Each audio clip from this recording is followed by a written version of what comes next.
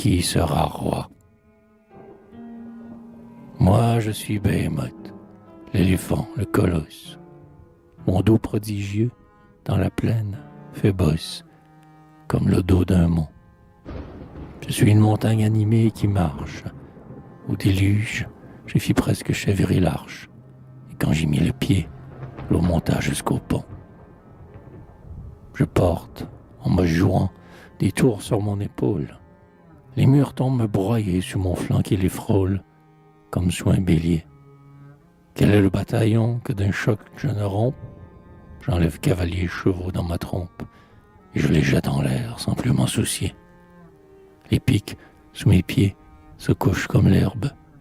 Je jette à chaque pas, sur la terre, une gerbe de blessés et de morts. Au cœur de la bataille, au lieu où la mêlée rugit plus furieuse et plus échevelée, comme un mortier sanglant, je vais gâchant les corps. Les flèches font sur moi le pétillement grêle, que par un jour d'hiver font les grains de la grêle sur les tuiles d'un toit. Les plus forts javelots qui faussent les cuirasses effleurent mon cuir noir sans y laisser de traces. Et par tous les chemins je marche toujours droit. Quand devant moi je trouve un arbre, je le casse. À travers les bambous, je folâtre et je passe, comme un faon dans les blés. Si je rencontre un fleuve en route, je le pompe. Je dessèche son urne avec ma grande trompe et laisse sur le sec ses eaux écaillées. Ma défense d'ivoire éventrerait le monde. Je porterai le ciel et sa coupole ronde, tout aussi bien qu'Atlas. Rien ne me semble lourd. Pour soutenir le pôle, je pourrais lui prêter ma rude et forte épaule. Je le remplacerai quand il sera trop las. Quand Behemoth eut dit jusqu'au bout sa harangue, Léviathan ici répondit en sa langue.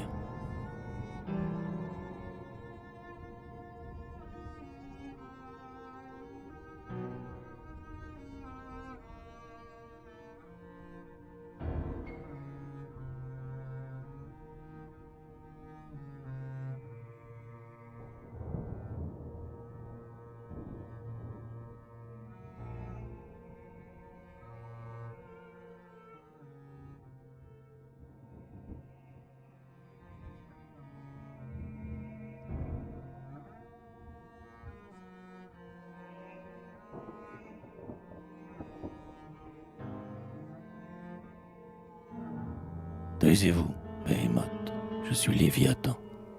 Comme un enfant mutin, je fouette l'océan du revers de ma large queue. Mes vieux os sont plus durs que des barres d'airain, ou si Dieu m'a fait roi de l'univers marin, seigneur de l'immensité bleue.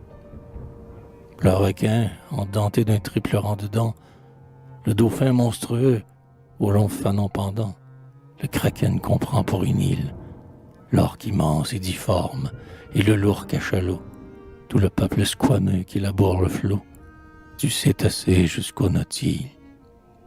Le grand serpent de mer et le poisson macare, les baleines du pôle à l'œil rond et hagard, qui soufflent l'eau par la narine. Le triton fabuleux, la sirène aux chants clairs, sur le flanc d'un rocher peignant ses cheveux verts et montrant sa blanche poitrine. Les oursons étoilés et les crabes hideux, comme des coutelas agitant autour d'eux l'arsenal crochu de leurs pinces. Tous, d'un commun accord, m'ont reconnu pour roi.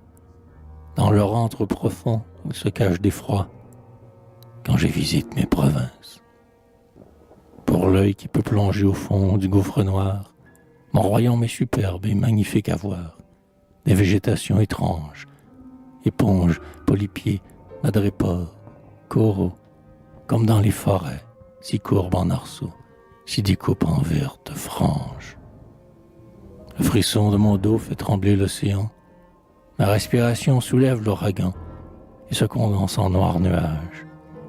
Le souffle impétueux de mes larges naseaux fait comme un tourbillon couler bas les vaisseaux avec les pâles équipages. Ainsi, vous avez tort de t'en faire le fier. Pour avoir une peau plus dure que le fer et renverser quelques murailles, ma gueule vous pourrez engloutir aisément. Je vous ai regardé, Behemoth, et vraiment, vous êtes de petite taille. L'Empire revient donc à moi, prince des eaux, qui mène chaque soir les difformes troupeaux paître dans les moites campagnes. Moi, témoin du déluge et des temps disparus, moi qui noyais jadis avec mes flots accrus les grands aigles sur les montagnes. Léviathan se tut et plongea sous les flots. Ses flancs ronds reluisaient comme de noirs îlots.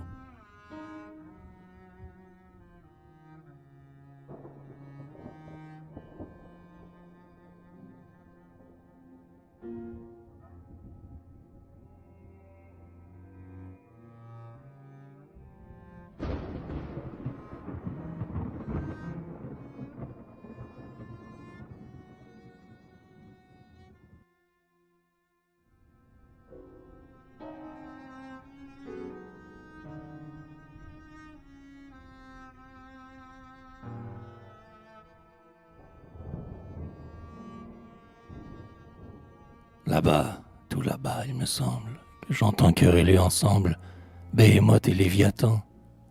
Chacun des deux rivaux aspire, ambition folle, à l'empire de la terre et de l'océan. Et quoi, Léviathan l'énorme s'assoirait, majesté difforme, sur le trône de l'univers? A-t-il pas ses grottes profondes, son palais d'azur sous les ondes? N'est-il pas roi des peuples verts? Behemoth, dans sa patte immonde, veut prendre le sceptre du monde et se poser en souverain. Behemoth, avec son gros ventre, veut faire venir à son antre l'univers terrestre et marin. La prétention est étrange pour ces deux pétrisseurs de fange qui ne sauraient quitter le sol. C'est moi, l'oiseau roc, qui dois l'être, de ce monde, seigneur et maître, et je suis roi de par mon vol. Je pourrais, dans ma forte serre, prendre la boule de la terre, avec le ciel pour écusson, créer deux mondes. Je me flatte d'en tenir un dans chaque patte, comme les aigles du blason. Je nage en plein dans la lumière, et ma prunelle sans paupières regarde en face le soleil. Lorsque, par les airs, je voyage, mon ombre, comme un grand nuage, obscurcit l'horizon vermeil. Je cause avec l'étoile bleue et la comète à pâle queue. Dans la lune, je fais mon nid. Je perche sur l'arc d'une sphère. D'un coup de mon aile légère, je fais le tour de l'infini.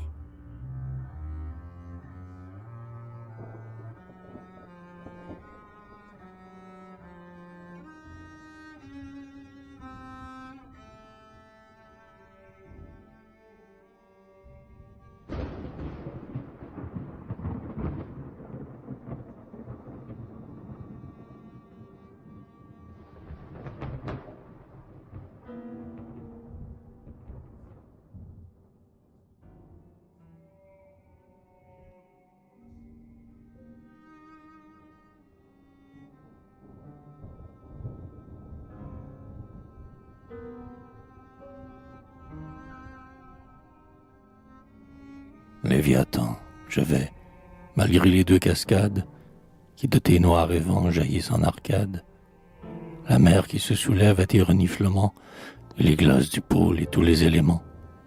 Monter sur une barque, entr'ouverte et disjointe, t'enfoncer dans le flanc une mortelle pointe.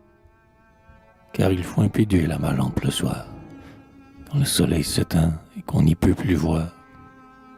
Behemoth à genoux, que je pose la charge sur ta croupe arrondie et ton épaule large. Je ne suis pas ému de ton énormité. Je ferai de tes dents quel cocher sculpté, et je te couperai tes immenses oreilles, avec leurs plis pendants à des drapeaux pareils, pour en orner ma toque et gonfler mon chevet. Oiseau roc, prête-moi ta plume et ton duvet.